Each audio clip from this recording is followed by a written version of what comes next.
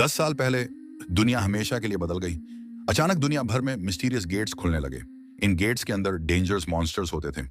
अगर hunters time पर get clear न करें तो मॉन्स्टर्स बेहर आकर पूरे शहर को तबाह कर सकते थे।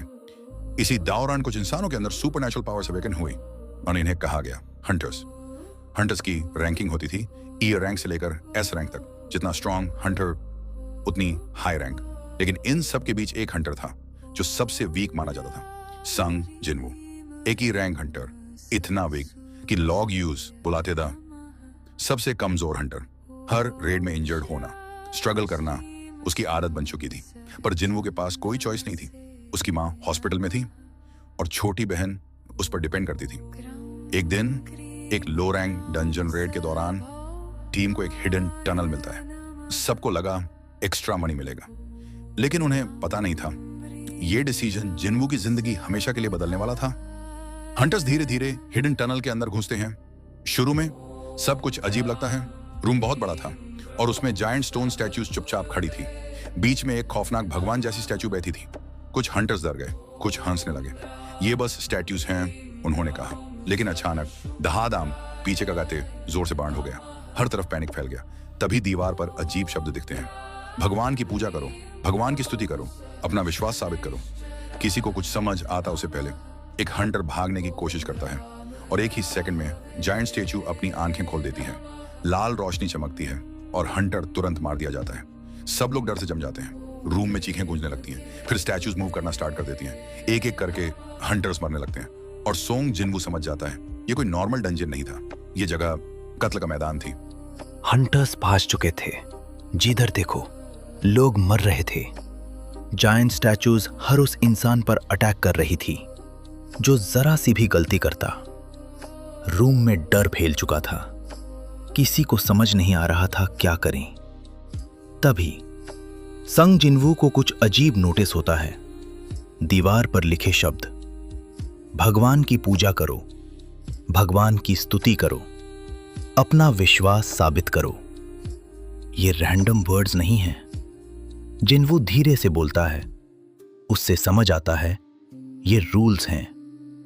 जब जायंट स्टैच्यू गुस्से में देखती है, जिनवू झुककर पूजा की तरह बैठ जाता है और अचानक स्टैच्यू अटैक करना बंद कर देती है। सब शॉक्ड रह जाते हैं। फिर जिनवू सेकंड रूल समझता है। हंटर्स को भगवान की स्तुति करनी थी। धीरे धीरे कत्ल रुकने लगता है। पहली बार सबको उम्मीद दिखती है, लेकिन जिनवू एक बात समझ चुका था, सबसे डेंजरस टेस्ट अभी शुरू भी नहीं हुआ था। हंटर्स ने फाइनली स्टैच्यूज का अटैक रोक दिया था, एक पाल के लिए। सबको लगा वो बच गए, लेकिन तभी तीसरा नियम सामने आता है, अपना विश्वास साबित करो। अचानक फ्लोर पर अजीब सर्कल्स चमकने लगते हैं। सिर्फ कुछ लोग ही उन सर्कल्स के अंदर खड़े हो सकते थे। हंटर्स पैनिक करने लगते हैं। किसी को समझ नहीं आ रहा था इसका मतलब क्या है। और फिर स्टैच्यूज दोबारा मूव करने लगती हैं। जो भी सर्कल के बाहर था वो तुरंत मार दिया जाता। रूम में डर और सेल्फिशनेस फैल जाती है। लोग बचने के लिए एक दूसरे को धक्का देने लगते हैं। हर तरफ चीखें गूंजने लगती हैं। इसी केओस में सोंग जिनवू को एक खौफनाक सच समझ आता है। सबके लिए सेफ जगह ही नहीं थी। किसी न किसी को पीछे रहना था। और डर के अंदर डूबे हंटर्स सबसे क्रूअल डिसीजन लेते हैं। वो जिनवू को वही छोड़ देते हैं। डर ने पूरे चेंबर को अपनी गिरफ्त में ले लिया था। फाइनल कमांडमेंट ने बहुत से हंटर्स की जान ले ली थी। एक एक करके बचे हुए हंटर्स बाहर निकल गए, लेकिन संग जिनवू वही रुक गया। उसका पूरा शरीर घावों से भरा हुआ था। हर तरफ खून ही खून था। जायंट स्टैच्यूज धीरे धीरे उसके करीब आ रही थी। मौत बस कुछ ही सेकंड दूर थी। जिनवू ने अपनी आंखें बंद कर ली। उसने अपनी किस्मत मान ली थी। तभी अचानक उसके सामने एक अजीब ब्लू स्क्रीन दिखाई दी, बिल्कुल किसी वीडियो गेम की तरह। स्क्रीन पर एक मैसेज लिखा था, तुमने सभी रिक्वायरमेंट्स पूरी कर ली हैं। जिनवू को अपनी आंखों पर यकीन नहीं हुआ।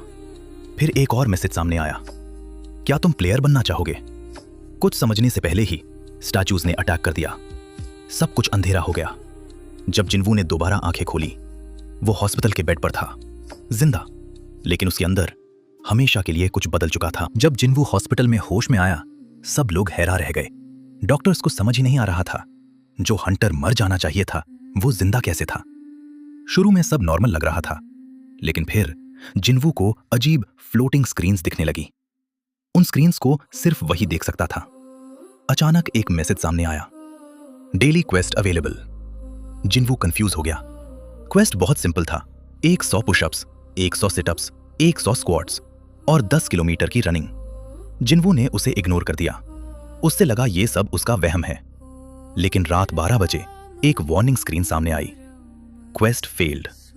अचानक जिन्वू एक खौफनाक डेजर्ट में टेलीपोर्ट हो गया, जहां जायंट मॉन्स्टर्स उसका पीछा कर रहे थे। कई घंटों तक वो सिर्फ अपनी जान बचाने के लिए भागता रहा।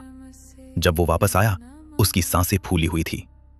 तब जिन्वू को समझ आया, ये सिस्टम सच था, और अगर उसे जिंदा रहना था तो उसे इसके रूल्स फॉलो करने ही होंगे।